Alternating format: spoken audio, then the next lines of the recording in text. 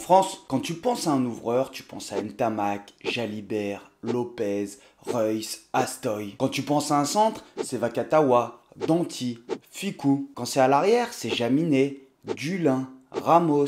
Quand tu réfléchis et que tu cherches un poste sur lequel le joueur pourra s'épanouir et profiter et faire profiter au mieux de ses qualités, tu as des attendus. Des prérequis par poste.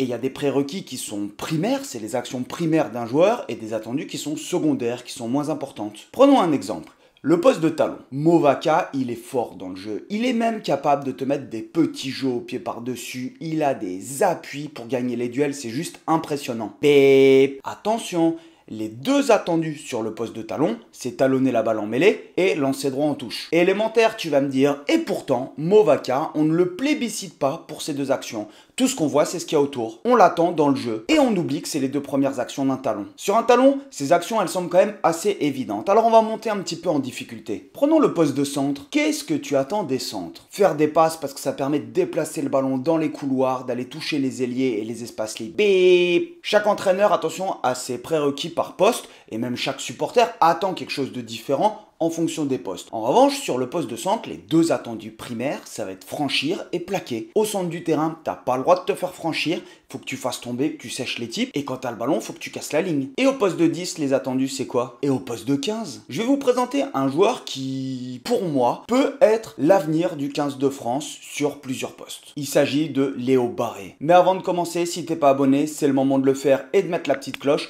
tout simplement parce que là, vous êtes nombreux à me suivre, et il y en a plein, vous me marquez dans les commentaires que vous avez même plus les notifications quand je publie des vidéos. Allez, on est parti. Léo Barré est né le 20 août 2002 au Chenay en Île-de-France. Il commence le rugby à Versailles, Versailles qui est une excellente formation. Oui, en effet, Léo Barré a été joueur du rugby club de Versailles en moins de 6 ans. C'est une histoire familiale vu que son grand-père a été président du club dans les décennies précédentes. Son père Arnaud a été joueur du club et a par la suite évolué au Racing Club de France où il a été champion de France Elite Jeune avec un certain Thomas Lombard. En 2014, le grand-père de Léo était dirigeant à Gujan-Mestras et nous a invités sur ce tournoi au mois de juin auquel Léo a participé sur un poste de numéro 10 et on joue en finale contre Massy. Sur cette finale, il est détecté par Massy pour intégrer les moins de 14 ans pour la saison d'après. Il va ensuite rejoindre Massy en U12 où il est parti s'entraîner mais il ne va intégrer l'équipe qu'en U14. Et oui, les joueurs à potentiel, ils se dirigent naturellement vers des clubs pour aller boxer plus haut. Il y en a, ils vont dire ouais mais le recrutement chez les jeunes, non, si tu as un joueur qui en U12 ou U14 prend le ballon et traverse le terrain, le gamin, il apprendra rien et au bout d'un moment, il faut le faire boxer contre des types contre des jeunes qui vont avoir la capacité de le faire tomber, sur lequel il va avoir de l'opposition. En 2019, il est nommé meilleur espoir du rugby francilien par Le Parisien qui récompense les meilleurs jeunes, les plus prometteurs en fait dans chaque discipline. Un an plus tard, en 2020, il va signer son premier contrat avec le Stade Français et quitter Massy et il va faire ses débuts en top 14 en février 2021 avec les pros du Stade à Bordeaux. Il va jouer avec les U20 français et il ne fait pas partie de ces générations qui ont été championnes du monde. Lors de la saison 2021-2022, il va enquiller 30 matchs en professionnel. 30 matchs. 24 entre la Champions Cup et le top 14 et 6 avec les internationaux U20 français. La saison suivante, idem, il envoie 30 matchs en pro, 29 avec le Stade Français et 1 avec les Barbarians. Alors pourquoi est-ce que je dis que Léo Barré, ça peut être l'avenir, ou en tout cas un des joueurs qui représente l'avenir du 15 de France? Attention, c'est totalement subjectif ce que je vais dire, et on va commencer par parler des qualités de Léo Barré. C'est un joueur qui fait 1m90 pour 90 kg. C'est pas un tank sur pattes, hein. Il a moi ce que j'appelle un profil aérien, c'est-à-dire que quand il court, il a de la hauteur, il a de la classe. Il y a des joueurs, ils sont plus petits, plus trapus. Tu prends Danti, il a pas la classe quand il court. Léo Barré, quand il a le ballon, tu sens que il a de la hauteur et qu'il prend les informations. Quand j'entraîne, moi, je sépare les profils. C'est-à-dire que derrière, il va y avoir des profils lecture qui vont être à l'aise sur la résolution de situations tactiques et qui techniquement sont forts. C'est généralement les profils 9, 10, 15. Les profils perforants qui eux seront très forts pour venir attaquer des intervalles et franchir. Donc c'est plutôt les centres, et des profils vitesse qui eux courent très vite et sont là pour terminer les actions. Ce système de catégorisation, il m'est propre et les joueurs peuvent rentrer dans différentes cases. C'est-à-dire que tu peux être un profil lecture comme un profil vitesse. Pourquoi cette catégorisation? Si on en revient aux attendus par poste, l'objectif c'est de faire en sorte que les joueurs puissent s'épanouir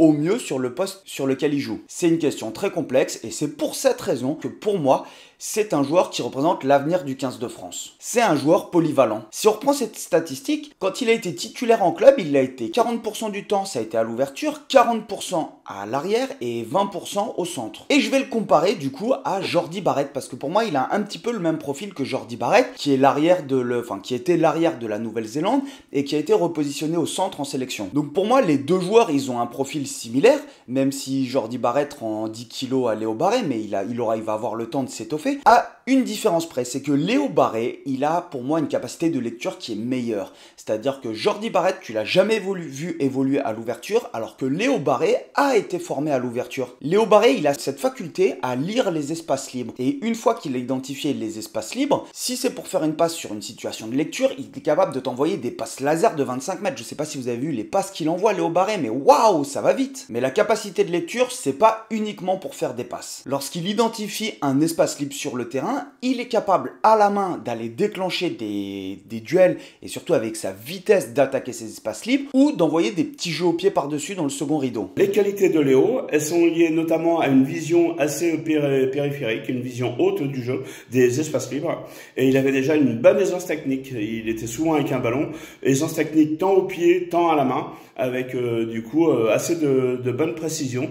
Et il savait alterner le jeu selon les espaces libres qu'il repérait. Et ça, c'est très intéressant parce que le rugby, c'est une succession d'actions sur lesquelles tu cherches le point de rupture dans l'équipe adverse avec des principes de jeu. Et quand tu réussis à mettre un petit jeu au pied par-dessus, en fait, tu mets immédiatement la défense dans la difficulté. C'est ce que tu vois avec Jalibert qui est aussi très fort, par exemple, là-dessus. Et tu as certains joueurs, en fait, qui ont cette appétence pour les jeux au pied par-dessus. Sauf que c'est pas tout le temps des centres, c'est pas souvent des centres. Il a une grosse longueur de jeu au pied, je pense qu'on peut le dire, et donc il a toutes les qualités pour jouer à l'ouverture. Lecture, passe, jeu au pied. Sa lecture de trajectoire sur les ballons aériens et sa solidité sur les duels aériens, ça lui a permis aussi d'enfiler le maillot de 15 assez régulièrement en pro. C'est donc un joueur qui peut évoluer soit à l'ouverture, soit au centre. Et là où ça devient très intéressant pour moi, en fait, c'est sur ses prérequis au centre. C'est un gros porteur de ballon et qui va vite, très vite. Il aime porter les ballons, s'engouffrer dans les espaces libres, jouer et gagner des duels. En défense, j'ai l'image d'un plaqueur, d'un mec qui fait tomber. J'ai pas l'image,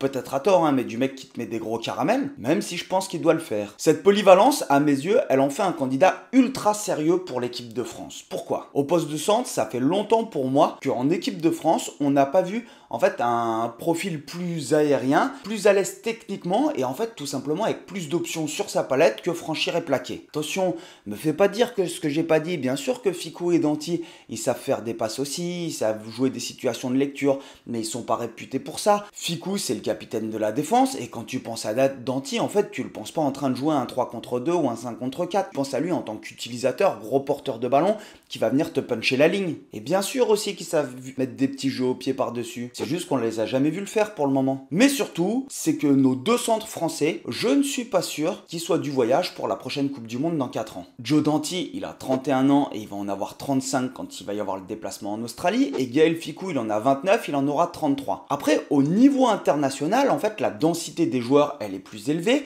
la vitesse de jeu est plus élevée et ça tape beaucoup plus fort, surtout au centre du terrain. Quand tu vois en fait les mecs qui s'envoient au centre du terrain, mais waouh, ouais, ça plaque fort, très fort. Alors la question que je peux me poser, et qu'on peut légitimement se poser, oui, il a été formé à l'ouverture et à l'arrière, mais il peut aussi jouer au centre. Et est-ce que sur le niveau international, il aura cette capacité à tenir physiquement au centre du terrain? Après, il est jeune et il a le temps de s'étoffer physiquement. Et en France, ça fait vraiment très longtemps qu'on n'a pas eu ce profil de 12 5/8e, ce qu'on appelle un 5/8e, c'est le troisième demi, c'est pour ça qu'on l'appelle 5/8e, qui justement peut évoluer comme un ouvreur. Et quand tu prends d'autres équipes, tu prends l'équipe d'Angleterre par exemple, Owen Farrell qui initialement est 10, il est souvent repositionné au poste de numéro 12 en équipe d'Angleterre. Qu'est-ce que je raconte toi? Au bout d'un moment il faut juste me stopper. Je l'ai mis au poste de 12 en équipe de France, mais en fait il joue 10 ou 15 à la base. C'est pour cette raison que je pense qu'il peut sincèrement venir taquiner et que j'aimerais bien le voir en fait taquiner le niveau international avec l'équipe de France. Il a cette polyvalence pour jouer 10, 15 ou centre, et je pense qu'à l'aile, il a aussi son mot à dire. En revanche, la seule chose qui m'inquiète, et c'est peut-être pour cette raison qu'on ne le verra pas, c'est la réduction du groupe France pour préparer le tournoi Destination, qui se réduit de 8 joueurs et qui passe à 34 joueurs. Et là, c'est un petit peu le virage que j'attends côté Galtier, c'est quelle décision il va prendre. Parce qu'il est un petit peu sous pression. Hein. Si il n'a pas des perfs là sur le résultat de Destination, on va commencer à le mettre sur la sellette. Tout le monde le sait.